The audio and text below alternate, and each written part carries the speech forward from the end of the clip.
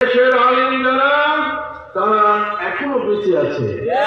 অতএব বাইরের অর্থে প্যাট্রোনাইজ হয়ে বাইরের অর্থের মদদে নতুন করে আউলিয়া কিরাম, পীর মশায়েখ, নবী রাসূলদের তাবাররুকাত এই সবগুলোকে ধ্বংস করে নতুন করে ইসলাম এদেশে প্রচার করা হবে। ওই ইসলাম আমরা মানি না। হাত উঁচু করে বলেন, ওই ইসলাম আমরা কি মানি না? ওই ইসলাম মানি না।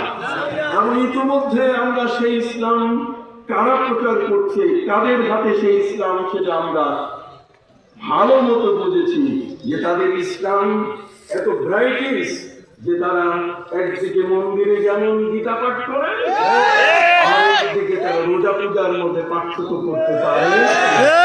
রোজা পূজার মধ্যে যাদের পার্থক্য জ্ঞান নেই, যারা মন্দিরে প্রসাদ খায়, যারা মন্দিরে গিয়ে ওই হিন্দু সনাতনীদের মতো সেখানে তাদের কি বলে এটাকে ঘন্টা বাজায়, কতক্ষণ না, সেই ইসলামে কি আমরা একমত? হাত উঁচু করে বলেন, বলিষ্ঠ কণ্ঠে উচ্চারণ করেন, আমরা কি একমত? আমরা কখনো একমত নই। তার কারণ আমরা হচ্ছি নবী ইসলামের এমন একদল উম্মত যে কোন অবস্থাতেই ওর বাতিলের কাছে আমরা আমাদের মাথা নত করতে আমরা জানি না।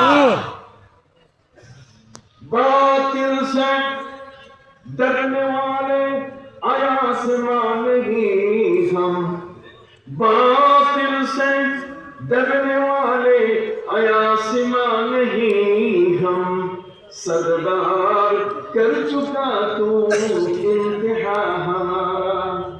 বাতিলের কাছে আমরা কোনদিন মাথা নত করি না।